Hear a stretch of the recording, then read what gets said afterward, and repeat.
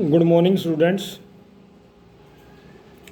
जैसा कि आपने पीछे 4 वीडियोस के अंदर इस्लाम का उदय और विस्तार पढ़ा, उसी पाठ को कंटिन्यू करते हुए आपके समक्ष पुनः आज मैं राजपाल सिंह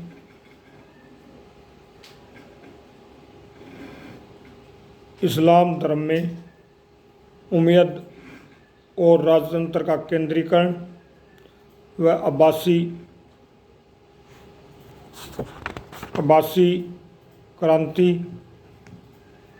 आदि का चर्चा करेंगे। इनके कार्यकाल में जो कुछ परिवर्तन हुए, विकास हुए, उत्थान हुआ, उनके बारे में हम चर्चा करेंगे।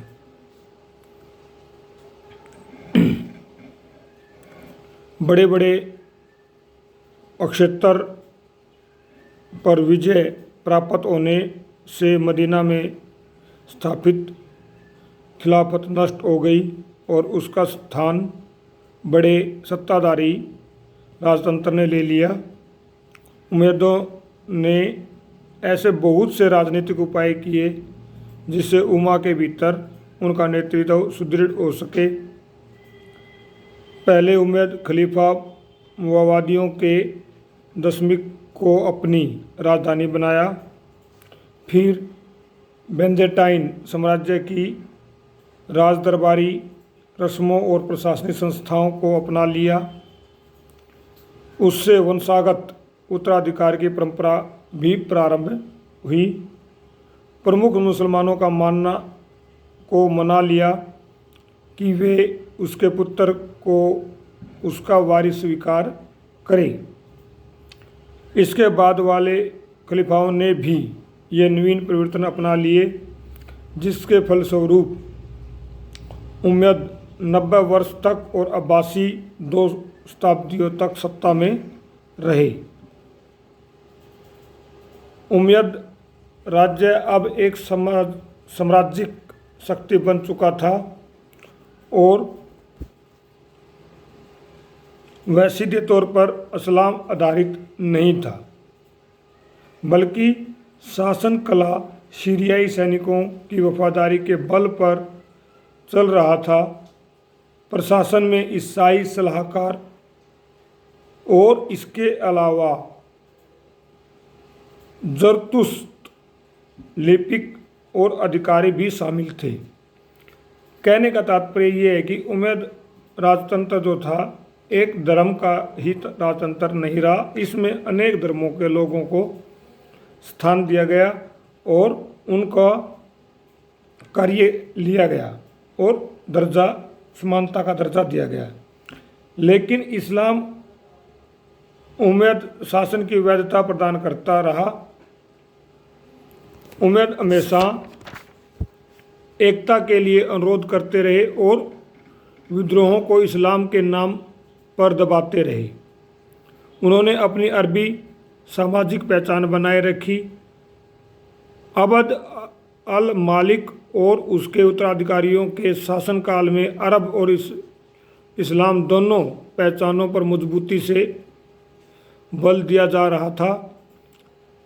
अब्द अल मालिक ने जो नीतियाँ अपनाई उनमें अरबी को प्रशासनिक भाषा का अपनाया गया और इस्लामी सिक्के जारी किए गए। खिलाफत में जो सोने के दिनार और चांदी के दिरहम चल रहे थे, वे रोमन और ईरानी सिक्कों की अनुकृतियाँ थे, जिन पर सलीब और अग्नि वेदी के चिन्ह बने होते थे।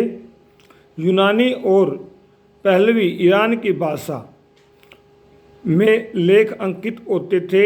इन चिन्हों को हटा दिया गया और सिक्कों पर अरबी भाषा में लिखा गया।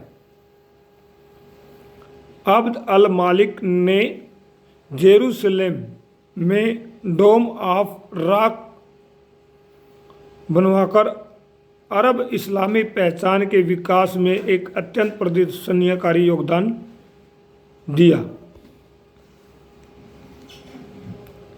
जैसा कि सिक्के जो थे, सिक्कों को किस तरह से बदला गया, उनके प्रारूप के बारे में आपको हम दिखा देते हैं भी क्या क्या उन्होंने जेरूसलम में कैसे कलाकृतियाँ उन्होंने बनाई और सिक्कों का निर्माण कैसे किया, उसके बारे में हम इस पुस्तक से लेंगे।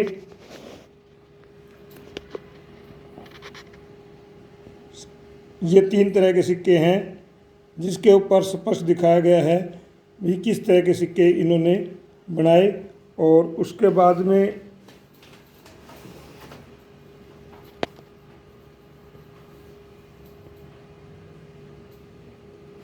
ये इस आकृति को इन्होंने मंजिलों का निर्माण किया और इसके बाद में इस तरह के स्तूपों का निर्माण इन्होंने करवाया। इस तरह से उम्मैद वंश ने अपना कार्य किया और इसके बाद में अब्बासी क्रांति आई। इन्हीं के उम्मैद वंश को भारी कीमत चुकानी पड़ी।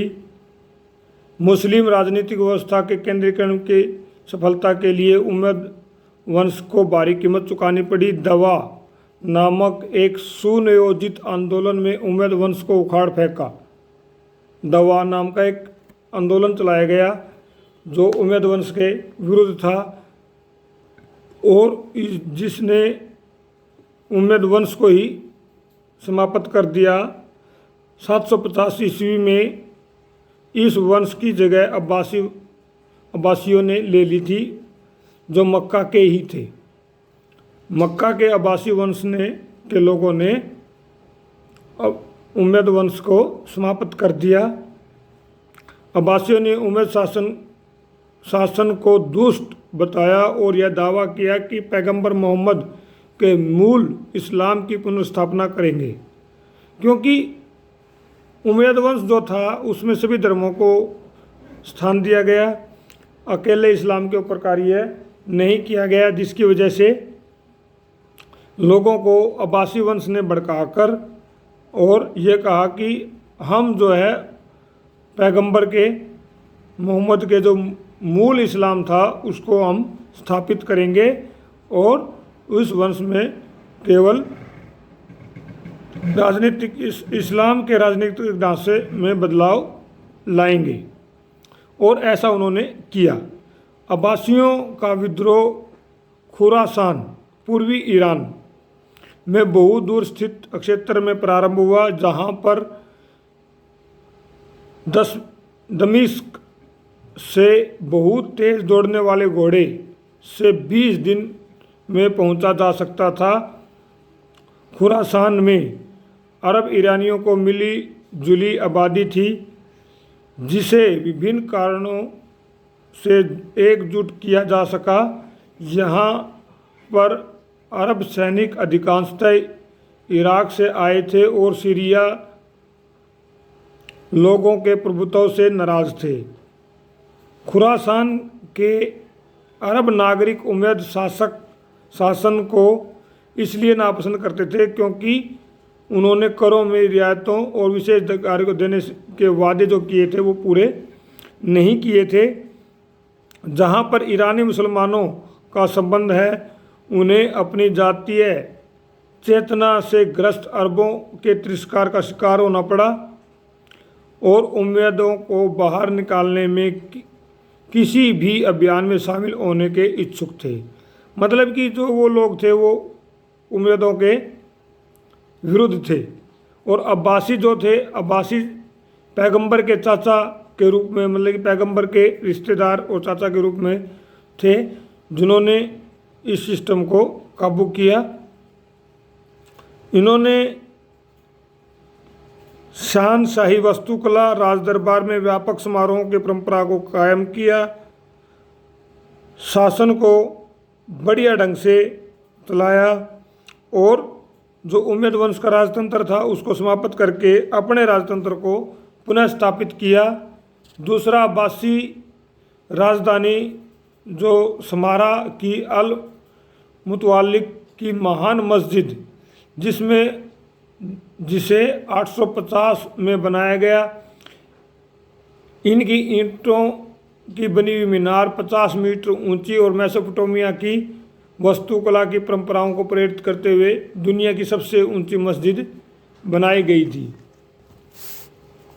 अब अब्बासी वंश भी 9वीं शताब्दी में कमज़ोर होने लगा, क्योंकि दूर दूर से के जो प्रांतों पर बगदाद का नियंत्रण कम हो गया था, जिसके कारण वहाँ की सेना और नौकरशाही अरब समर्थक और ईरान समर्थक गुटों में आपस में झगड़ा हो गया था। और 1810 में खलीफा हारून अल रशीद के पुत्र अमीन और मामून के समर्थकों के बीच में गृह युद्ध हो गया, जिससे गुटबंदी के कारण वहाँ पर एक नया गुट, तुर्की गुलाम अधिकारियों का एक नया गुट बन गया। शियाओं ने एक बार सुन्नी रूढ़िवादिता के साथ सत्ता के लिए प्रतियोगिता की।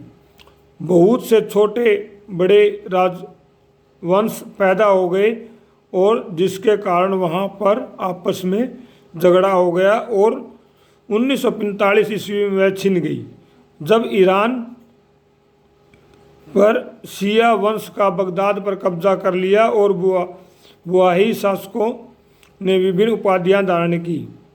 इस प्रकार मतलब कि धीरे धीरे 1200 ईस्वी तक पूर्णतः अब्बासियों का प्रभुत्व समाप्त हो गया और एक दूसरे के ऊपर धर्म युद्ध चलते रहे। कोई शिया को प्रमुखता देने लगा और कोई सुन्नियों को और कोई आपस में राजतंत्र व्यवस्था को। जैसे जैसे इन राजाओं का चलन हुआ, वहाँ पर बहुत बड़ा राजस्व भी प्राप्त हुआ।